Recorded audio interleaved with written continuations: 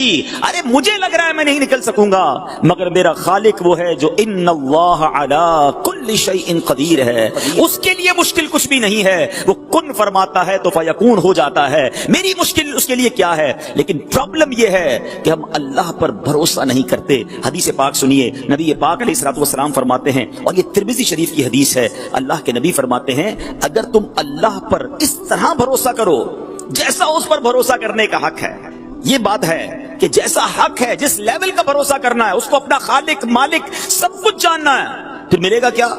اللہ کے نبی فرماتے وہ تمہیں اس طرح رزق عطا فرمائے گا جیسے پرندوں کو عطا فرماتا ہے، کہ وہ صبح کے وقت خالی پیٹ نکلتا ہے اور شام کو سیر ہو کر لوٹتا ہے۔ جتنے پرندے ہیں دنیا میں، کبھی آپ نے کسی گھونسلے میں کبڈ یا فریج دیکھا؟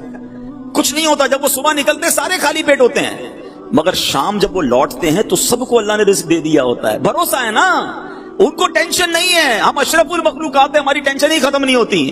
اس پروجیکٹ کے بعد اگلے پروجیکٹ کا کیا ہوگا، یہ مال نہیں بکا تو پھر کیا ہوگا، سریے کا ریٹ بڑھ گیا تو پھر کیا ہوگا، ٹینشن میں ہی زندگی گزر رہی ہے۔ مسئلہ کیا ہے کہ نہ شکر رہا نہ اللہ پر بھروسہ رہا، یہ دو چیزیں ہم سے گئیں، لائف سے انجوائمنٹ بھی ختم ہو گئی اور ٹینشنوں نے بسیرا ڈال دیا ہے۔ خدا را میرے میٹھے اسلامی بھائیو، اللہ پر بھروسہ کرنا سیکھیں۔ اور یہ اللہ پر جب بھروسہ نہیں ہوتا نا، تو جیسا میں نے کہا کہ بندہ پھر کہتا ہے یار جلدی جلدی کمانا ہے نا، آگے بھی تو بڑھنا ہے، اتنے لوگ آگے بڑھ گئے، میرے ساتھ کام شروع کیا، اس کے تو پتہ نہیں کتنے پروجیکٹ ہو گئے، میں پیچھے رہ گیا۔ اب وہ جو پیچھے رہ گیا والا سیناریو ہے نا، وہ مایوسی بھی پیدا کرتا ہے اور بندے کو حرام کی طرف بھی لے جاتا ہے۔ یہ جو پیچھے رہ جانے کی وجہ سے ٹینشن ہے نا، اس کو ذرا سمجھیے گا۔ ایک بادشاہ تھا اور اس بادشاہ کے پاس بڑا پیسہ ہے، ظاہر ہے بادشاہ تو بادشاہ ہی ہوتے ہیں، بہت پیسے ہوتے ہیں، مگر اسے نیند نہیں آتی تھی، رات کو سوچتا ہی رہتا تھا، ٹینشنیں رہتی تھی۔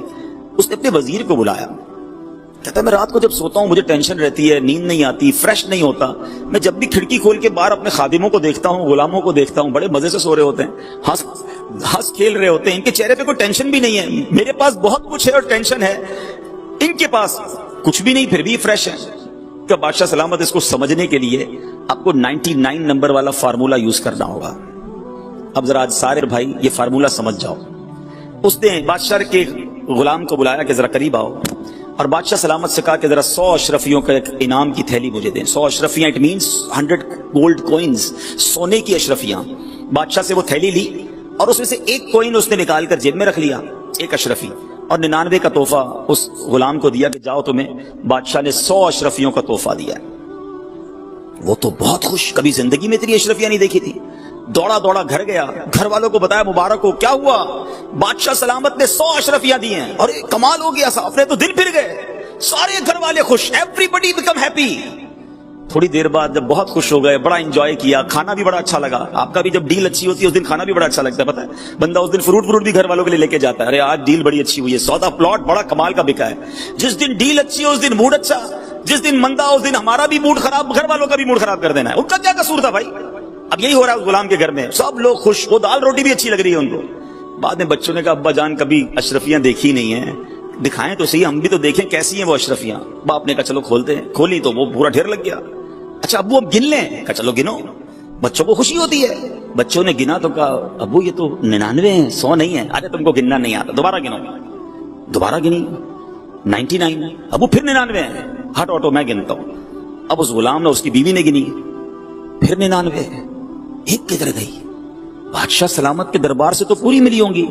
اب بیوی کہتی ہے تم سے سنبھلتی نہیں کوئی چیز، اتنی بڑا تحفہ ملا تم یہ تھیلی نہیں سنبھال سکے، اتنی قیمتی ایک اشرفی کی قیمت پتہ ہے تمہیں؟ کبھی زندگی میں دیکھی تھی؟ وہی گرا کے آ گئے۔ اور بیٹی کہتی نہیں امی ابو یہیں کسی دراز کے نیچے، کبٹ کے نیچے گر گئی ہوگی۔ اب جناب اس گھر کی کرسیاں اٹھیں، درازیں اٹھیں، پلنگ اٹھی، ہنگامہ، ساری رات اشرفی ڈھونڈتے رہے ہیں اور لڑائی ہوتی رہی، تم نے کھو دی، شرمندہ کرتے رہے، ڈانٹتے رہے شوہر کو۔ صبح وہ غلام جب واپس بادشاہ کے دربار میں گیا تو آنکھیں سوجی ہوئی، لال، جو روز بڑی پکی نیند سوتا تھا وہ بادشاہ کے دربار میں آیا، وزیر نے بلایا، ادھر آؤ تمہاری آنکھوں کو کیا ہوا؟ بادشاہ بھی بیٹھا، کہا ہوا یہ صاحب کہ وہ رات اشرفیاں تو لے کر گیا، ساری رات گھر میں لڑائی ہوتی رہی، اشرفی ایک کھو گئی ہے۔ وزیر نے وہ جیب سے اشرفی نکالی، اس غلام کو دی کہ یہ میرے پاس تھی، معاف کر دینا، لے جاؤ۔ وہ تو چلا گیا۔ اب اس وزیر نے بادشاہ کو معاملہ سمجھایا، بیسیکلی یہ ہم سب کے لیے درس ہے۔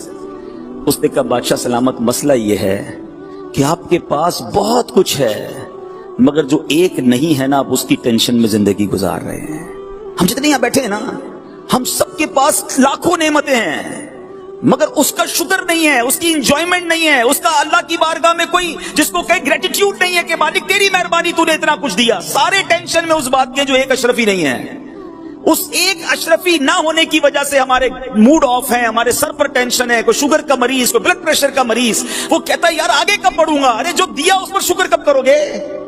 اللہ نے تمہیں کروڑ سے اچھا بنایا ہے, کبھی ہم نے اس پر انجوائے کیا؟ میں آپ کو ایک مشورہ دیتا ہوں, 99 نہیں ہے, 9900 اشرفی ہیں آپ کے پاس. کبھی کاغذ قلم لے کر چلے, کاغذ قلم نہیں تو موبائل کا نوٹ پیڈ کھول کر لکھیے گا اللہ نے دیا کیا کیا ہے مجھے, تب پتہ چلے گا کہ آنکھیں دی ہیں اندھا نہیں بنایا, کان دیے ہیں بہرا نہیں بنایا, زبان دی ہے گونگا نہیں بنایا, ہاتھ دیے ہیں ٹوٹا نہیں بنایا, پیر دیے لنگڑا نہیں بنایا, مجھے 2 گردے پورے دیے, ڈائلسس کا مریض نہیں جناب, میرے دل میں سوراخ نہیں, بچے سوراخ لے کر دل میں پیدا ہو رہے ہیں, بریتھنگ کوئی پرابلم نہیں. خدا کی قسم اب سانس کی ویلیو کیا ہے کرونا وائرس نے لوگوں کو بتایا. میسج آتے ہیں کہ کسی طرح سب کچھ لے لو, میری سانس آسانی سے آ جائے.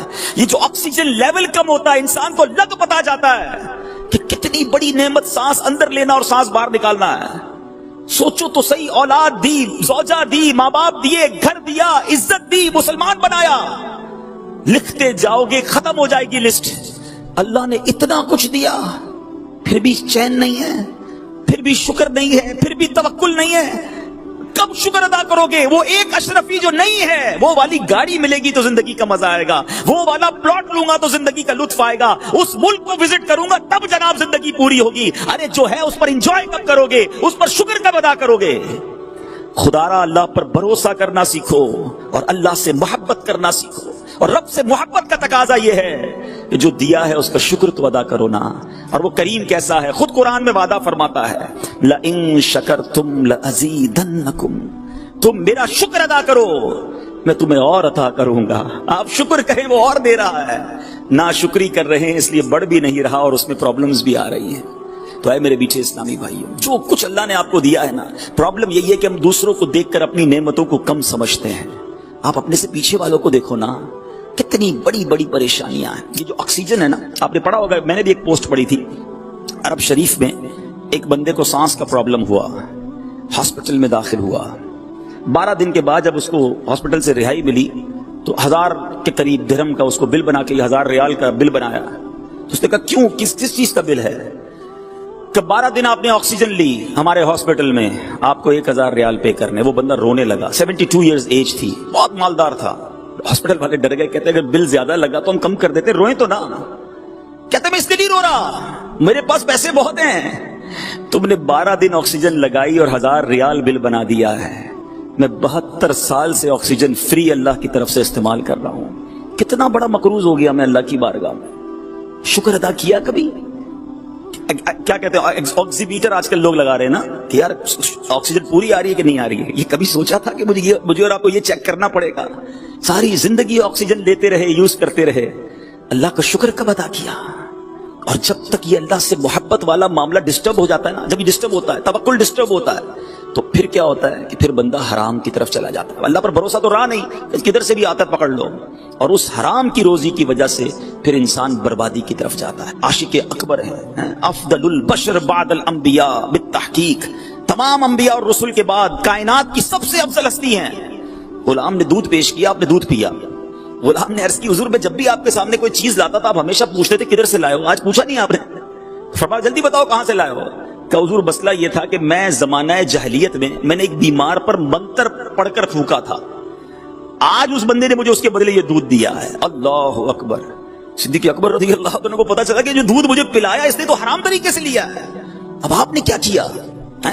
آپ, حالانکہ آپ کی اس میں غلطی نہیں تھی, معلوم بھی نہیں تھا, مگر آپ نے اپنے منہ میں انگلی ڈالی اور کہہ کی دودھ نکالا, اور پھر اللہ کی بارگاہ میں بڑی عاجزی کے ساتھ عرض کی, یا اللہ جس پر میں قادر تھا وہ میں نے کر دیا, اس دودھ کا تھوڑا حصہ جو میری رگوں میں رہ گیا اے اللہ اسے اب تو معاف فرما دے.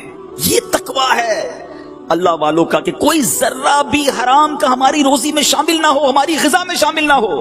آپ کو اللہ پاک نے بڑا مرتبہ دیا ہے, اگر سچے طریقے سے آپ کام کریں تو یہ کوئی چھوٹا کام نہیں ہے.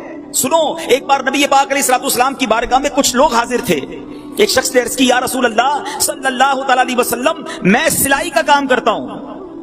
نبی پاک نے فرمایا اگر دیانت داری کے ساتھ کام کرو گے تو حضرت ادریس کے ساتھ جنت میں داخل ہوگے۔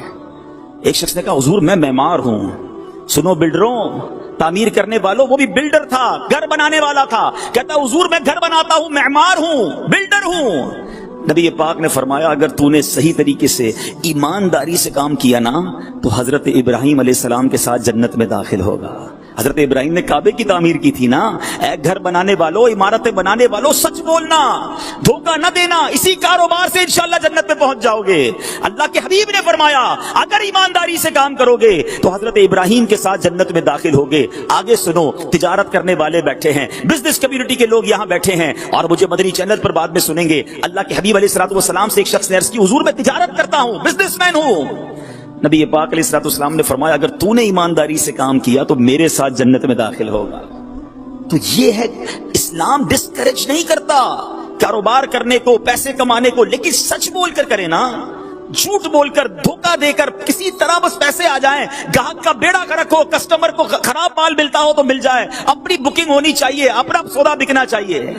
یہ ایک بار کر لو گے، دو بار کر لو گے۔ اچھا بزرگ اور جو سینئر لوگ بیٹھے میری بات کو سیکنڈ کریں گے کہ جو سچ بولتا ہے، پراپر چیز دیتا ہے۔ میں ایسے بلڈروں کو بھی جانتا ہوں، بتاتے کم ہے، دیتے زیادہ ہیں۔ پہلے بتائیں گے یہ چیزیں ہوں گی، اس سے